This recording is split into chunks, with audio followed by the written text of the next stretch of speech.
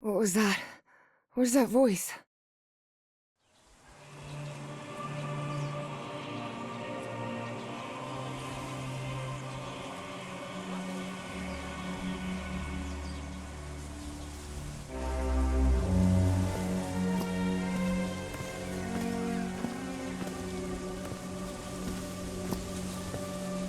This is the story of a young girl. A girl who had strange and disturbing dreams. I know this place. I've been here before. This is the ancient stone city amidst the jungle.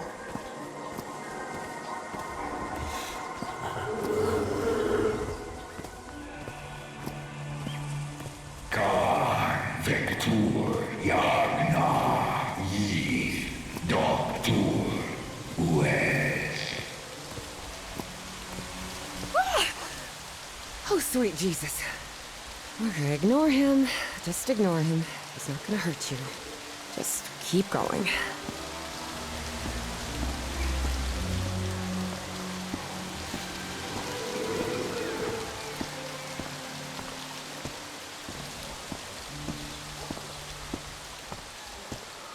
This constellation.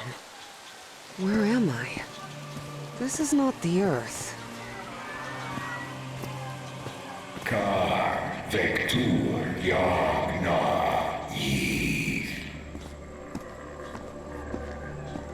Khan Vector Yagna Yith. In other words, find a statuette and save my race.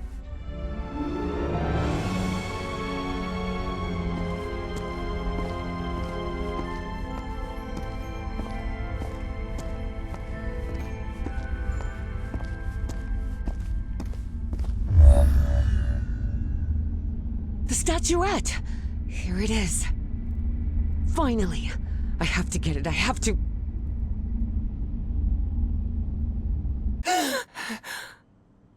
This is the story of Evie Drayton. Quick. Before I forget. Where did I put my notebook? I have to write everything down.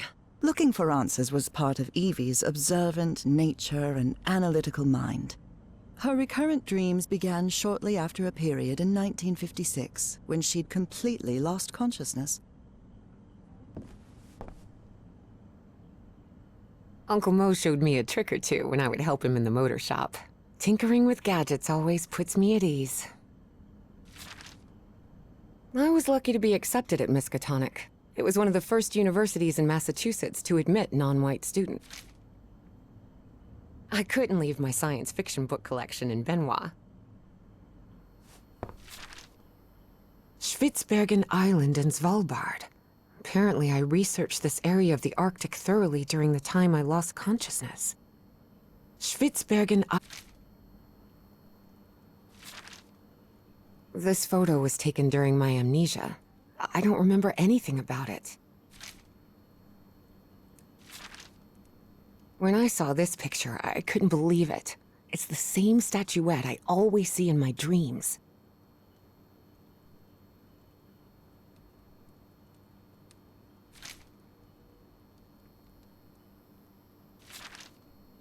I've searched every astronomy book at the Miskatonic Library, but none of them contain any reference to this constellation. Beatrice, along with me, is one of the few ladies studying physics at Miskatonic.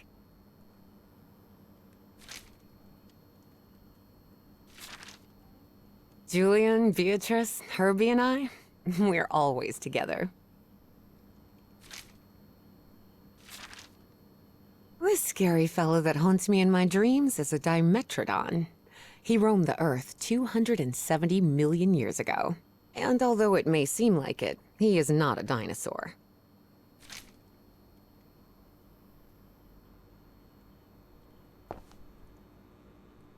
I must have written about 1,000 letters to the archaeology dean in Miskatonic, and I've never received any answer.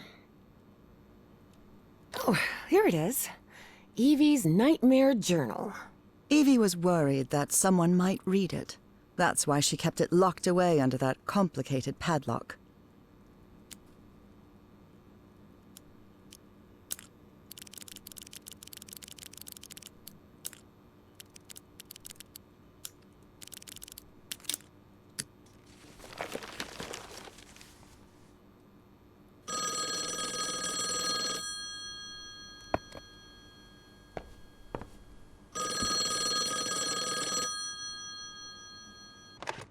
Yes, Is this...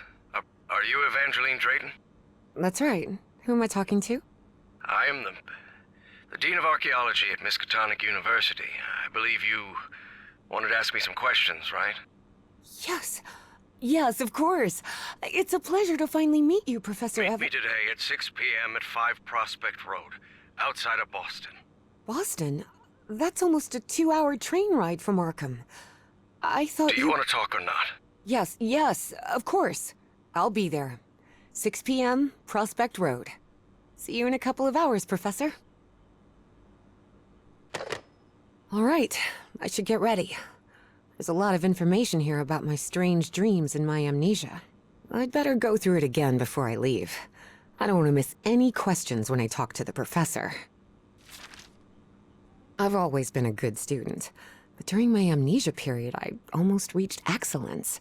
All straight A's?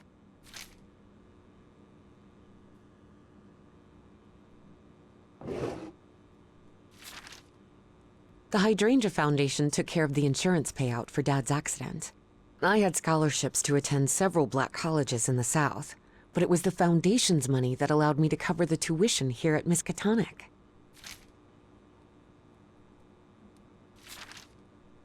I wish Papa had never taken that job in San Francisco.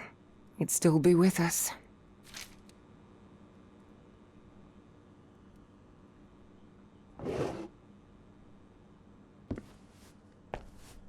Rhythm and blues is definitely my kind of music.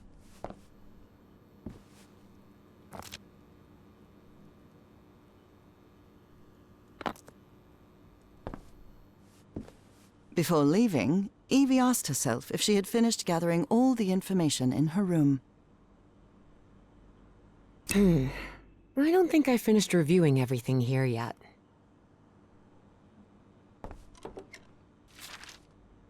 The medical report from my amnesia episode. According to this, I'm as fit as a fiddle.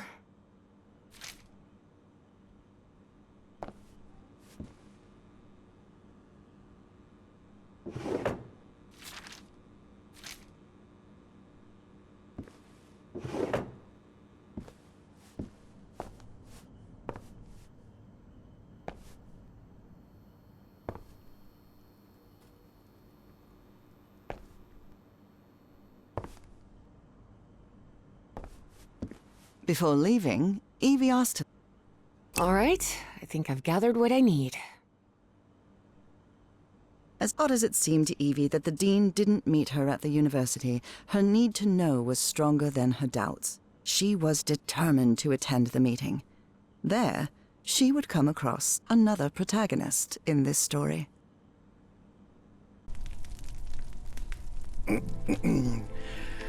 So, you have finally decided to talk to that young lady, Professor. Yes. Acknowledging responsibility for our previous mistakes is vital to moving forward. You've taken a crucial step in... Listen, there's no need for us to talk, Doctor. The only reason I let you into my house is because you insisted it was necessary to prescribe my medication. This is also the story of a sad, guilt-ridden, and lonely man. This is the story of my husband, Professor Harry Everhart. Yes, I know well enough that discussing the effectiveness of our therapy sessions with you is futile. But you need to understand that therapy is just a part of the whole treatment. Without it, I can't go and... Ask whatever you deem necessary and let's get this over with as soon as possible. Fine. What about your position as Dean at Miskatonic University? We talked some time ago about your relationship with work was somewhat obsessive. I didn't say that. You did. Well, you told me you practically lived secluded in this very home, and the only thing that drove you to leave it was your job obligations. So, how would you define that? I do what they pay me for. Teaching, student assessment, and certain logistical duties fall within my responsibilities. Cheering at the Miskatonic Mariners football games does not. And are you happy with that?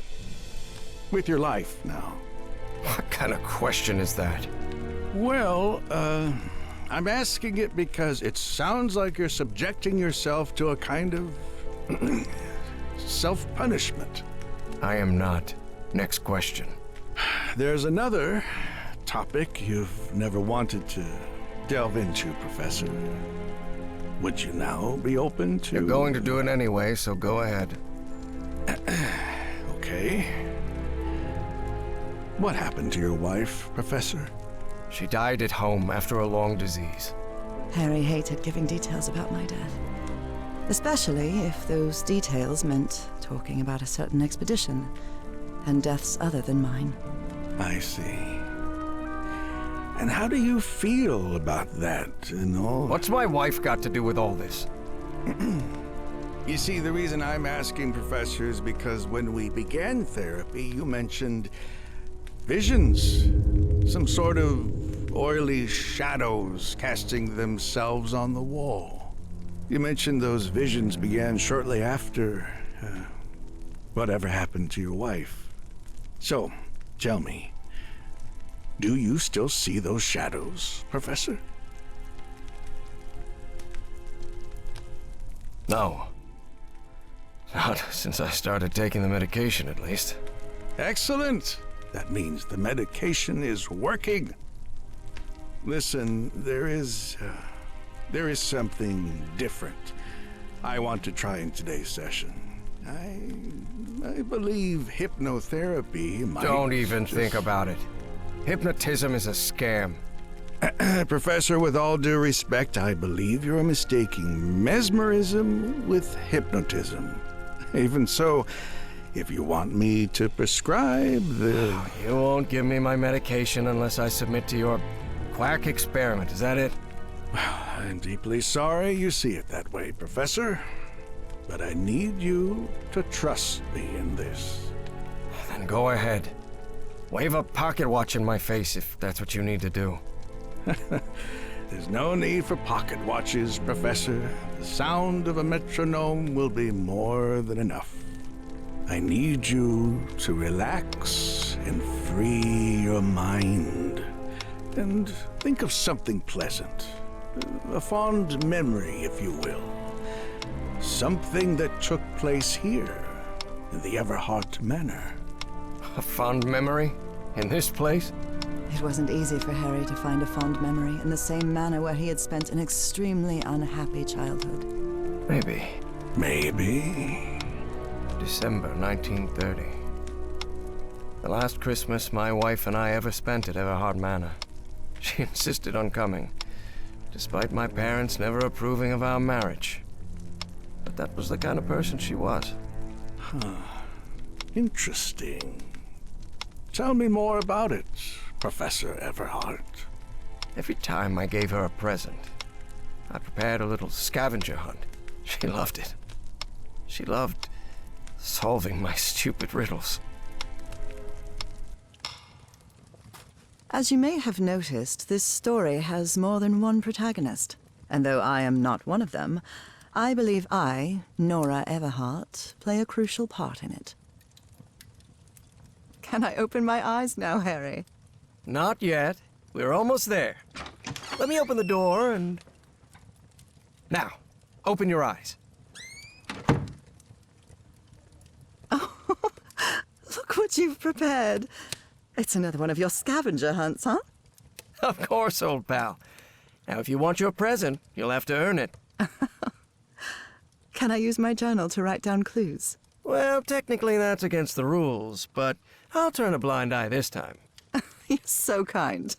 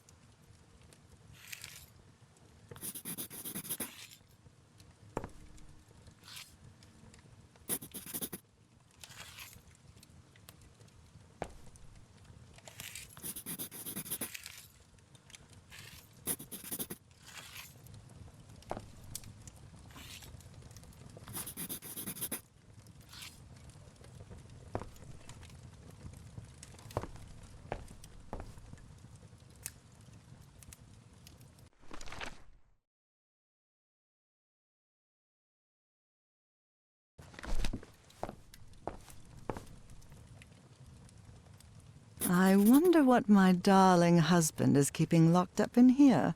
You'll have to put that brain of yours to work to find it.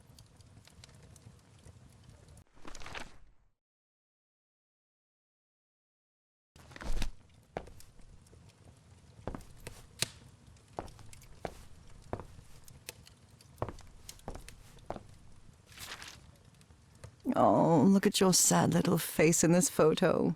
You know me. I've never been the life of the party. Wait. There's something wrong in this memory. This wasn't... Ignore it. Focus on that moment. Your wife. That happy memory.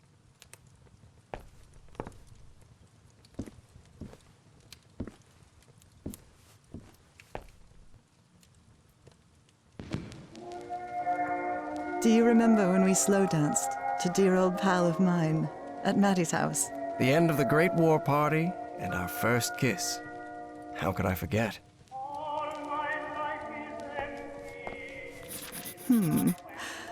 What are you up to now? I'm seeing those oily shadows in here. Why am I seeing those shadows? Focus, Professor. Keep remembering. Oh boy, what a drawing. Is this supposed to be a tree? Of course it is. I'm doing the best I can with my limited art skills. Well, at least you're good at playing the piano.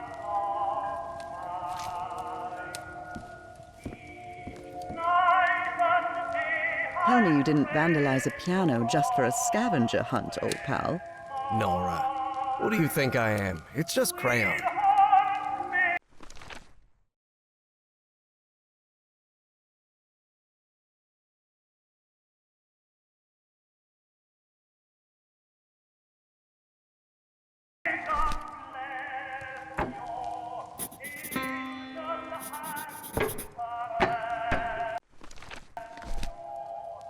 This darkness. Everhart Manor. My house is not... Professor, don't drift off. Keep going.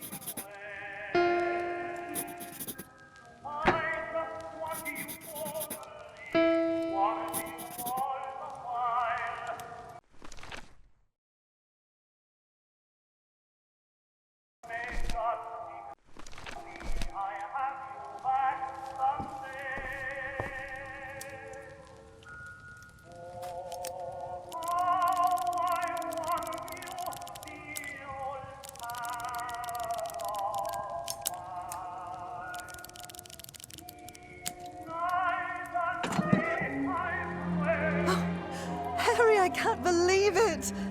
It's that statuette! And it even has a black ooze orb. Just what I wanted for Christmas. No. Wait. What do you mean a statuette? Don't touch it, Nora! Keep going, Professor. It's important. Where is the statuette now? You're no psychiatrist. Who are you? I'm not going to ask you again, Professor Everhart.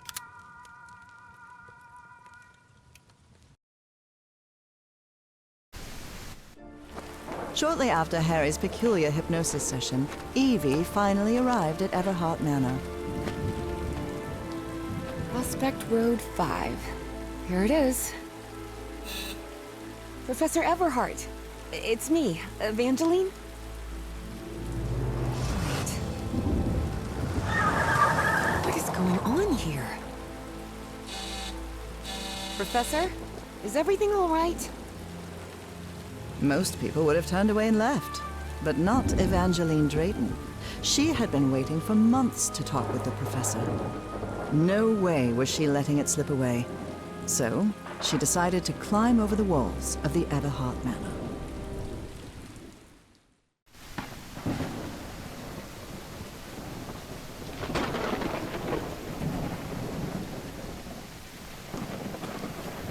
Ugh. This looks like something straight out of Tales from the Crypt.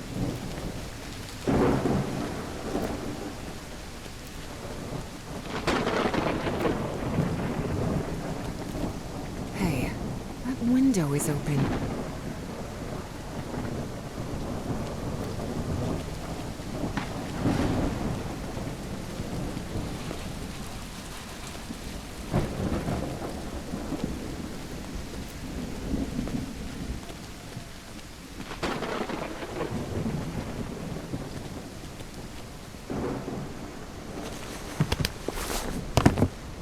Professor Everhart.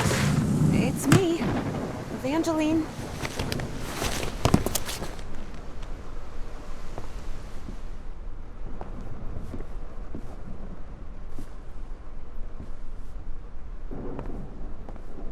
The Everhart children, Harrison, Madeline, Richard, and Donna. The Everhart children, Harrison, Madeline. That must be Elizabeth Everhart. She looks sad. This fellow really looks like the professor, but it's not him. It appears the Everharts have been quite well off for generations. Or so they used to be.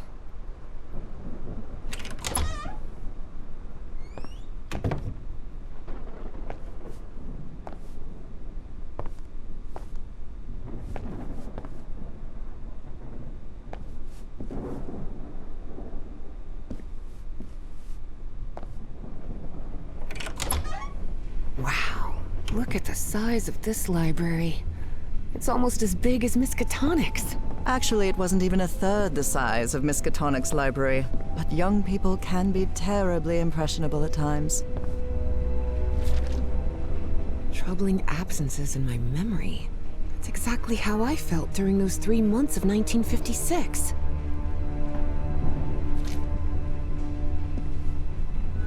What on earth happened here?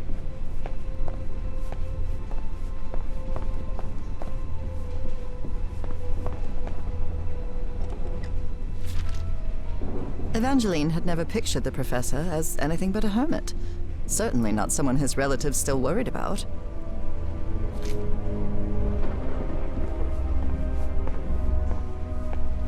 Is this young man Professor Everhart? It does look like him.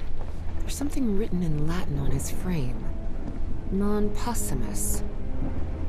Evie's last remarkable trait was her extraordinary memory, a gift I was never blessed with. So allow me, the narrator of this tale, to be the one taking notes. For the sake of clarity, of course. Good thing the skull is fake.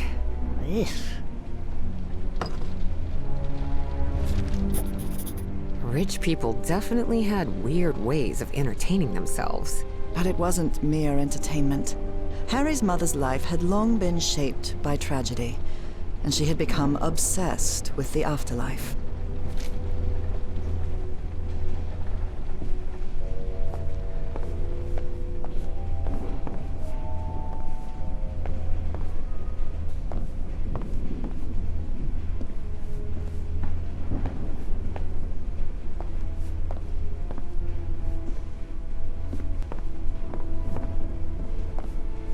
Dyer was my applied geophysics professor.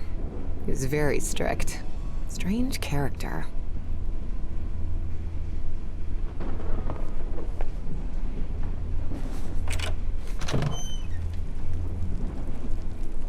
This must be the professor's office.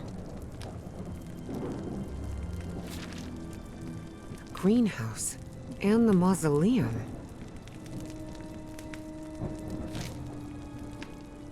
Wow, the professor served in U.S. intelligence during the war. Astrology is the most utterly stupid thing I've ever come across.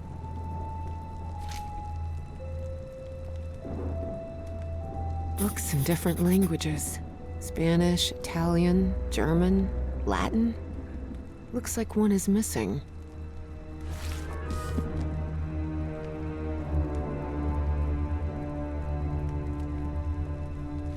The professor had another appointment today with a therapist.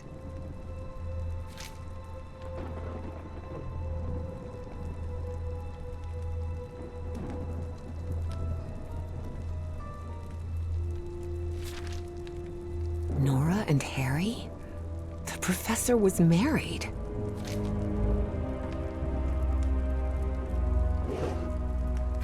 A key. I wonder what this opens.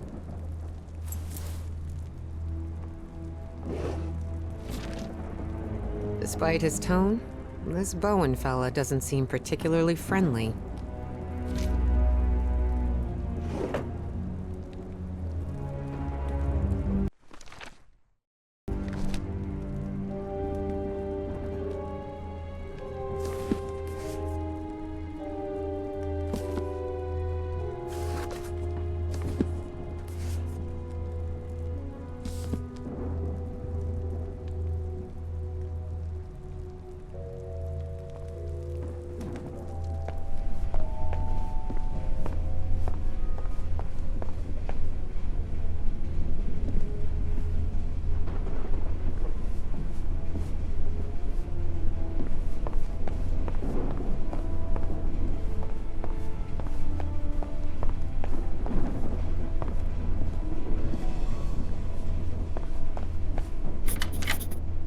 Et voilà!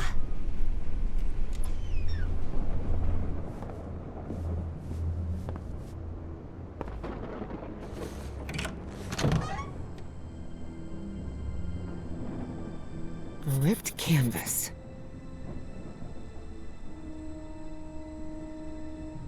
The man's definitely a dead ringer for the professor.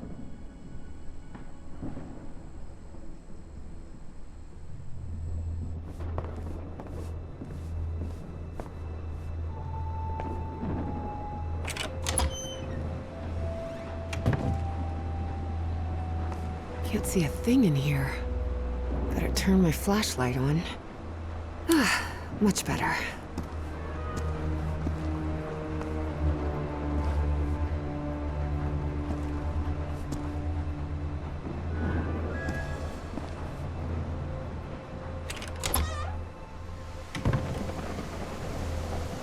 Good heavens above, would you look at the size of this place?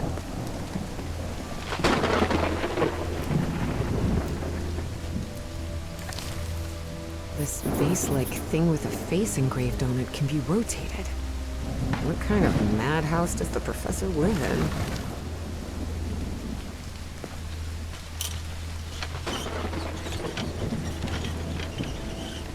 It looks like there's a symbol carved into that bucket. Is that a fish?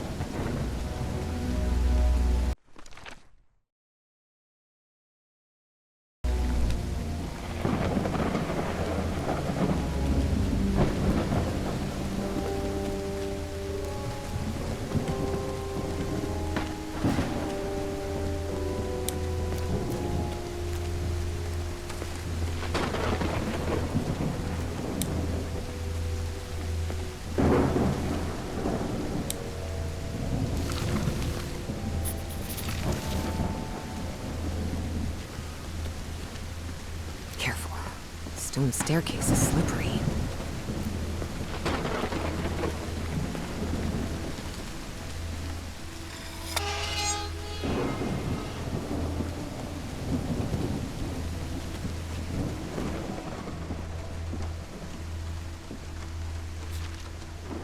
Hidden room?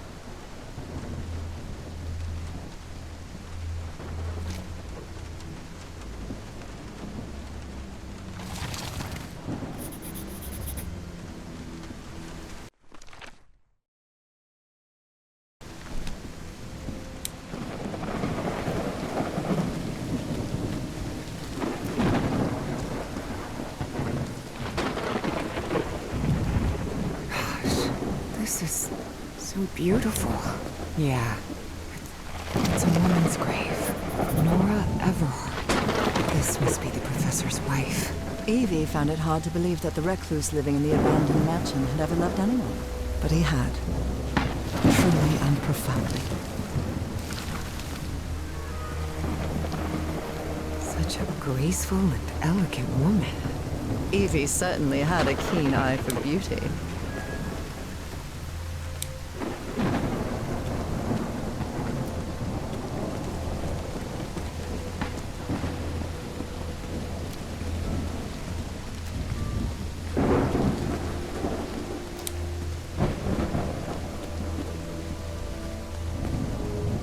No use. It's locked.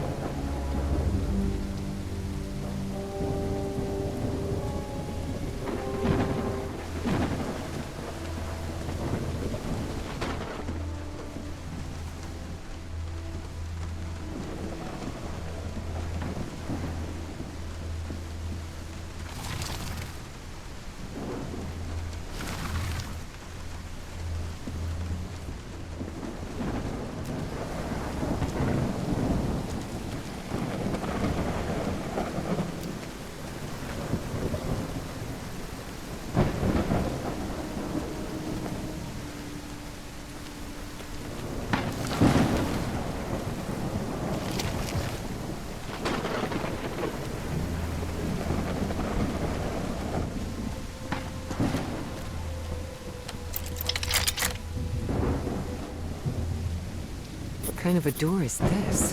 Doesn't even have a lock. Just some symbols.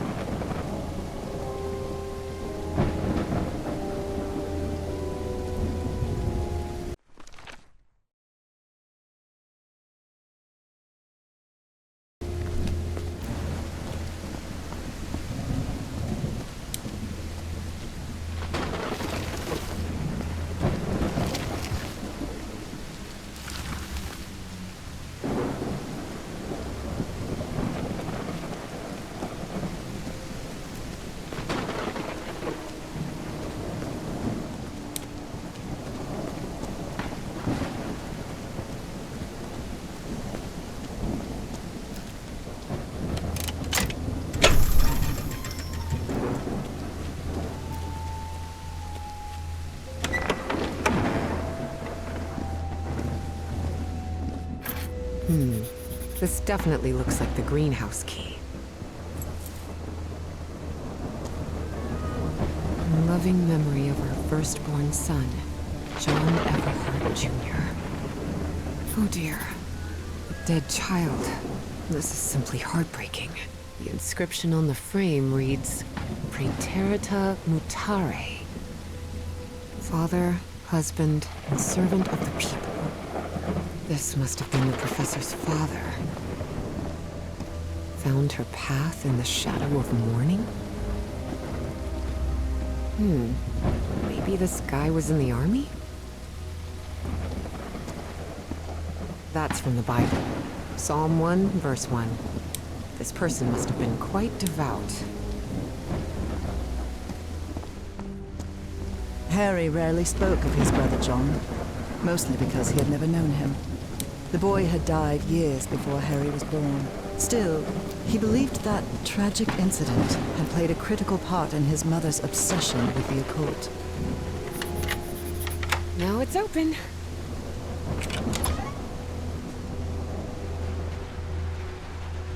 The professor really seems to be interested in botany.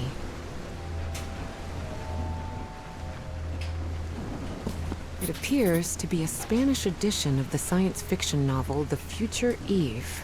I'll keep it, just in case.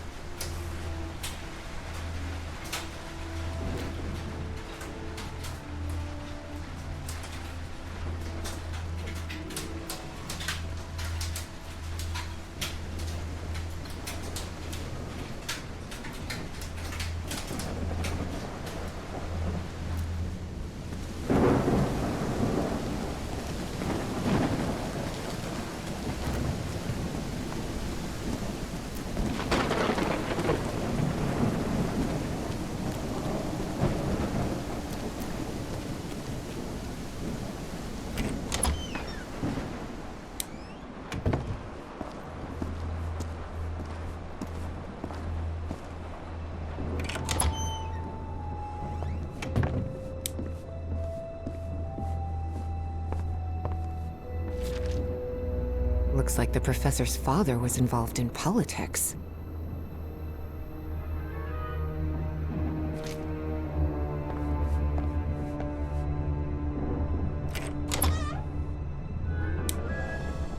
Wow, this room is really depressing.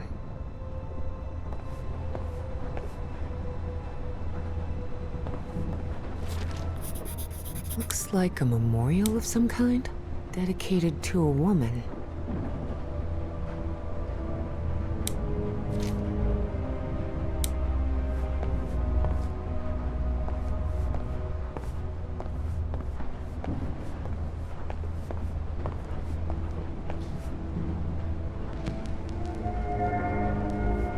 Under different circumstances, I might have found this song beautiful. But at the moment, it sends a shiver down my spine.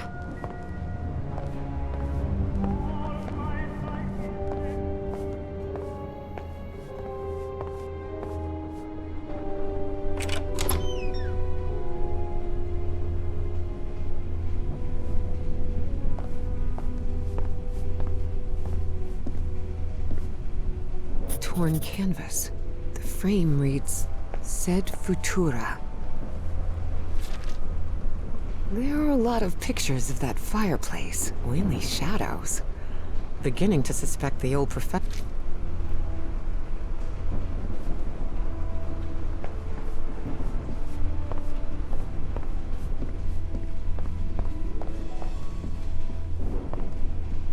Such odd totems. Are these fishes? So Professor Everhart set on an expedition to the Pacific. I never pictured him as an adventurer.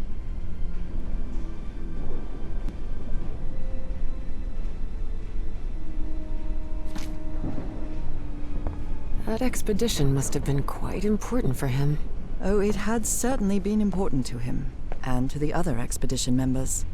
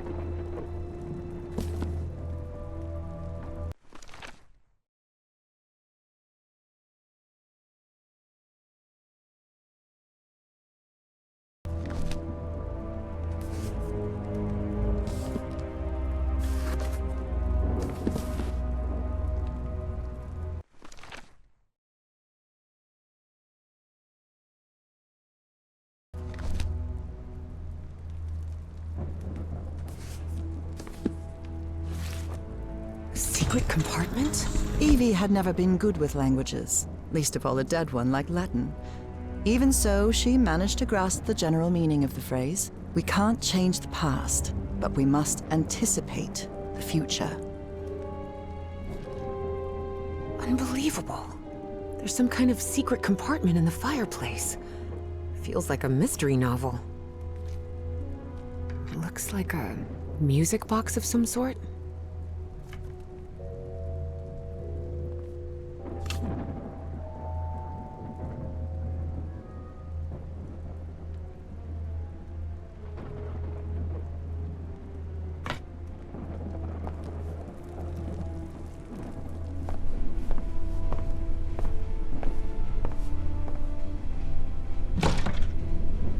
Definitely like a mystery novel. Ooh, I guess I need to go see what's down there.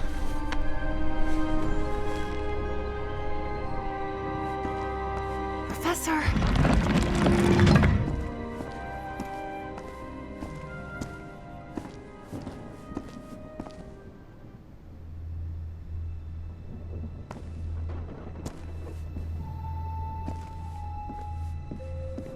Professor!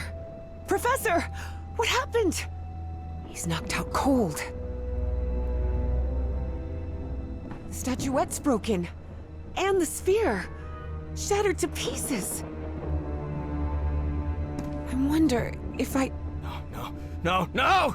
Don't touch it! Don't touch it.